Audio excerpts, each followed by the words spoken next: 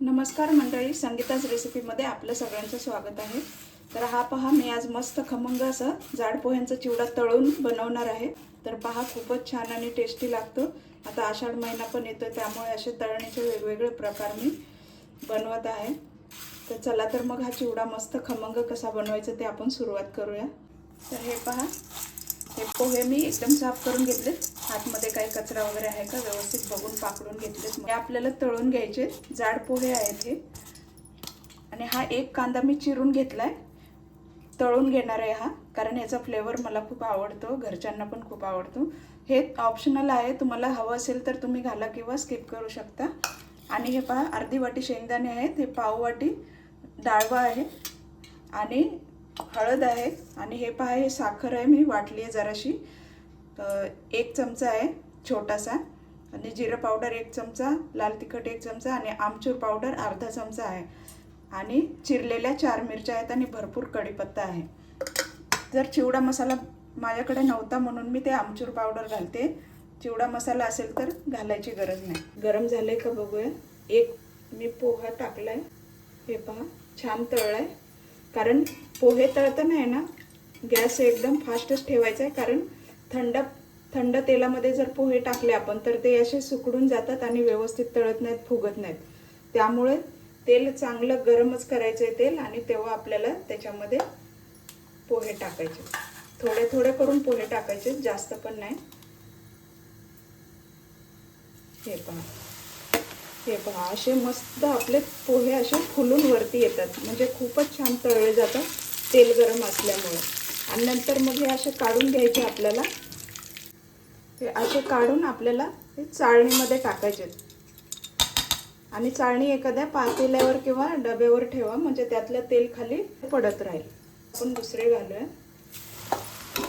हे पहा किती छान तळतात बघा, किती मस्त फुलून वरती येतात। अशा पद्धतीने नक्कीच तुम्ही चिवडा बनवा, आणि खूपच झटपट होतो, वेळ पण लागत नाही। शेंगदाणे वगैरे पण असेच तळून घ्यायचे आपल्याला।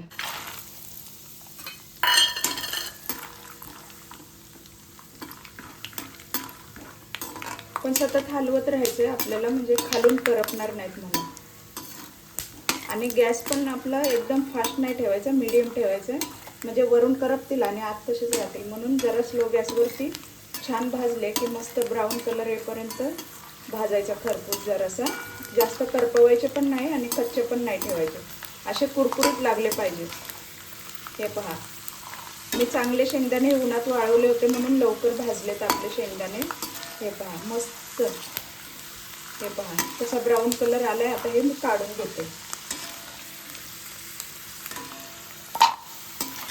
डाळवा पण आपल्याला ह्याच्यातच तळून घ्यायचं, ती पण काढून घेऊया। हे पहा, हे खोबऱ्याचे काप मी दाखवायला विसरले। तर असे खोबऱ्याचे पातळ काप बनवायचे आणि ते सुद्धा हे टाकायचे, तळून घ्यायचे आपल्याला। मस्त हे ब्राऊन झाले, काढून घेऊया। हे पहा, आता आपल्याला कांदा तळून घ्यायचा आहे।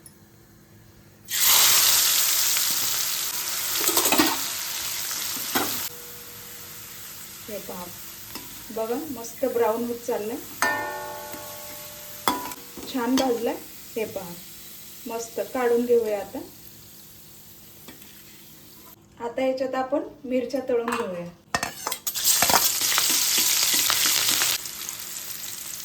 हे पहा, मिरची मस्त तळलेली काढून घेऊया। आता आपल्याला कढीपत्ता तळून घ्यायचा। हे पहा मस्त कुरकुरीत झालाय,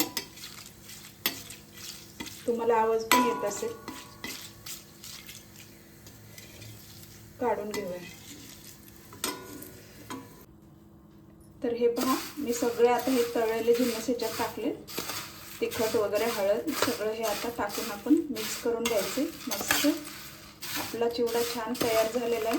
मीठ तुमच्या आवडीनुसार तुम्ही घाला, मीठ टाकलं तेव्हा तुम्हाला दाखवायला विसरली, पण तुम्ही मीठ तुमच्या आवडीनुसार याच्यामध्ये मिक्स करा। आता आपण हा थंड करून पुन्हा बरणीमध्ये भरून ठेवूया। तर तुम्हाला ही रेसिपी आवडली असेल तर नक्कीच लाईक करा, कमेंट करा, शेअर करा आणि सबस्क्राईब करायला विसरू नका। चला, अशाच मस्त पुढच्या रेसिपीत भेटूया। थँक्यू।